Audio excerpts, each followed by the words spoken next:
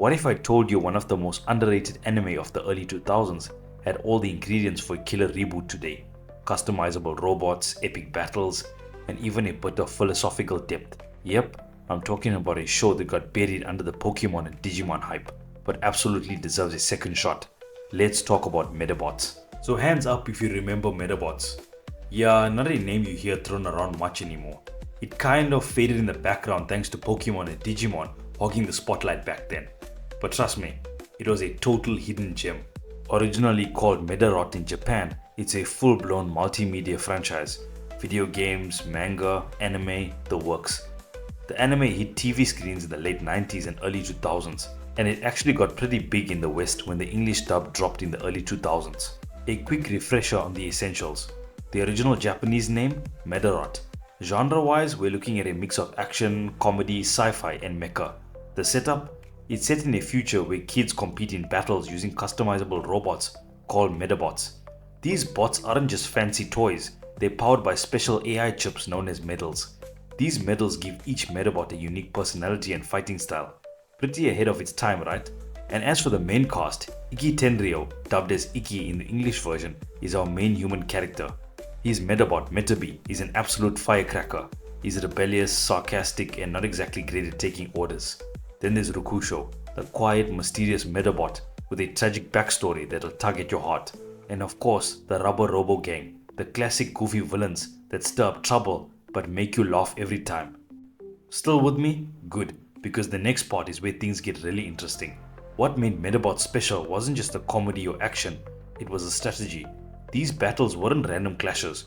You could swap out Medabots to change up abilities mid-series. The anime itself was loosely inspired by the Game Boy games made by Natsume, and while it didn't run nearly as long as Pokémon or Digimon, it still carved out a spot for itself. It aired on Fox Kids in 2001 and got a pretty solid fan base in the US. Now the footage you're seeing on screen, that's actually from a fan-made trailer I stumbled upon, and wow, it's stunning. Let me break down why this trailer is making me think a Medabots reboot could actually work, maybe even thrive today. The lighting? It's gritty, grounded, almost cinematic. Totally different from the bright, colorful look of the original. It feels like it belongs in the same universe as Pacific Rim or Gundam the Witch from Mercury. And when Metabee shows up, oh man, he looks incredible. Still recognizable, but with a more realistic edge. Textured metal, bits of grime, reflections in the light. It gives him this real presence, like a tiny mech that could actually exist. My reboot takeaway? A grittier cinematic style. Think The Mandalorian or Cyberpunk Edge Runners could reintroduce Medabots in a more mature, serious tone while keeping Metabee's classic look. What's wild about this trailer is that it doesn't use a single line of dialogue. No voiceovers, no character banter, just pure music, sound and visuals. And that silence, it adds mystery, like something deeper is going on. When Metabee finally appears, the slow pacing makes him feel almost legendary. My thoughts? You start slow, build atmosphere, and imagine a Medabots reboot opening with lore and mystery. Kind of like how Transformers War for Cybertron introduced its darker, more story-driven world. The trailer shows us cities and environments that feel real, slightly dystopian, definitely grounded. You get the sense that Medabots might have been part of something bigger. Maybe they were banned or used in wars. The textures and sceneries feel lived in, like Medabots are serious tech now, not just playthings. I think the setting should be used to explore a deeper history. What if Medabots were tied to an old military program or ancient AI tech? You'd get vibes like Zoids or even Evangelion, depending on how far you want to go. The trailer soundtrack? Creepy cool and cinematic.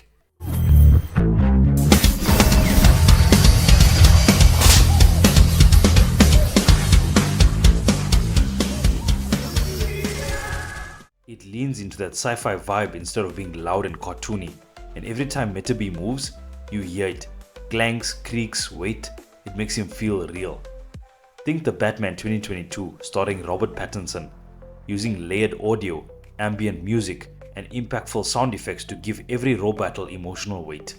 So here's my honest take. If Medabots got a live action reboot today, I think it'd kill. I loved the series growing up. It stuck with me. And while it didn't have the same staying power as Pokémon, it still had its moment. Why didn't it last longer? Well, there's a few reasons. Promotion was limited. Unlike Pokémon, Medabots didn't get the full court press with toys, cards, games, global rollout, all of that. Marketing strategy. Pokemon had a juggernaut strategy. Medabots just didn't hit the same scale. Niche appeal.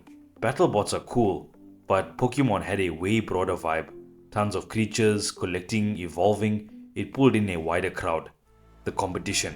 Late 90s anime was packed. With so many shows competing for attention and money, Medabots got lost in the noise. Global reach. It did well in the US, but never went full global phenomenon like Pokemon. So is the franchise dead? Not quite. Yeah, the anime didn't exactly crush it, but the series still is alive in other ways. There are 7 different manga series, and the latest one is still ongoing. Even more impressive, over 27 video games feature Medabots. That's some serious staying power in the gaming world. So clearly the potential's there, we just need the right approach to bring it back. Let's break down why a reboot could actually take off right now. Number 1.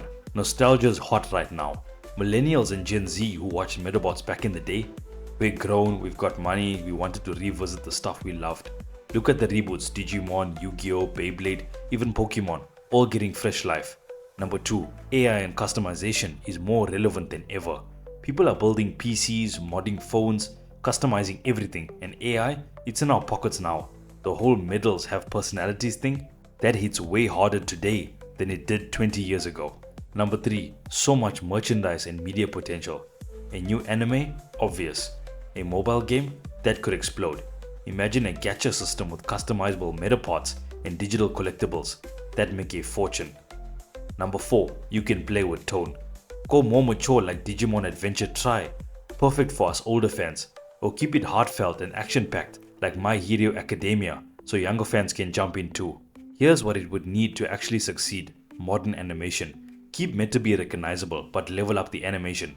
Think Cyberpunk Edge Runners or Pokemon Journey. Deeper world building. Show us how medals are made, explore AI ethics and dive into global tournaments and have political angles. A solid human-robot duo. Iki and Metabee's dynamic was the heart of the original. That needs to stay central. Balance the tone. Don't make it too goofy or too grimdark. You want that sweet spot. Humor, emotion and sci-fi tension.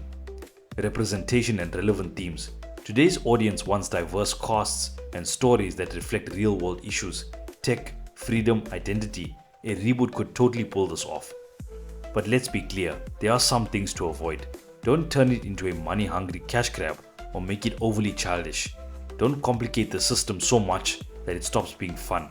And whatever you do, don't take away Metabee's sass. That snarky attitude, iconic. You know what's fascinating about anime trends? Every once in a while, we get this wave of shows with super similar premises dropping around the same time. Some become legends, others just fade. And Medabots is the perfect example of the latter. Back in the late 90s and early 2000s, pet collecting anime was huge. Pokémon and Digimon were the big dogs, but Medabots, or Medarot in Japan, actually started out as a Game Boy game in 1997. It was popular enough to spawn sequels and even an anime series, animated by B-Train and released in Japan in 1999. The story centers on Iki Tenryo, a kid living in a world where intelligent Medabots are the norm. People use them to battle, and yeah, you can actually win the loser's Medabots. Iki dreams of competing in the World Row Battle Tournament, and after saving up some cash, he buys a worn-out tin pet named Metabee. Only problem, no medal. Then boom, Iki finds a medal in a river. He installs it in Metabee, and suddenly Metabee comes to life with tons of attitude and a surprisingly powerful skill set. Iki and Metabee set off to become top-tier battlers, but along the way, they get pulled into a much bigger mystery. Both Medarot and Medarot Damashi got licensed and dubbed by Nirvana. They sliced the first season in 2 and renamed Damashi, turning the whole thing into a 3-season series just called Medabots. It hit Fox Kids in 2001 and found a surprising amount of love in the US before moving to other networks. And honestly, it's easy to see why. The customizable Medabots gave the series a real sense of progression. Every time Iki wins a part, it came back later in a clever way to beat tougher enemies. Battles weren't random, they were strategic. Medabots would lose individual parts mid-fight, which made the duels way more interesting. The designs? Classic early 2000s with a sci-fi twist. Each Medabot was unique, but still felt part of the same world. Story-wise, Medabots brought a great mix of action and comedy. It loved to flip tropes and surprise you with weird creative scenarios. The world building was richer than most people give it credit for. with the lore that added real depth to the universe. Despite gaining fans in America, Medabots kind of disappeared from the anime spotlight, overshadowed, forgotten, and that's a shame because the core concept has aged beautifully. Honestly, it's a perfect candidate for a Digimon adventure style reboot. Modern animation, smarter storytelling, and a fresh take on AI and identity that could be huge.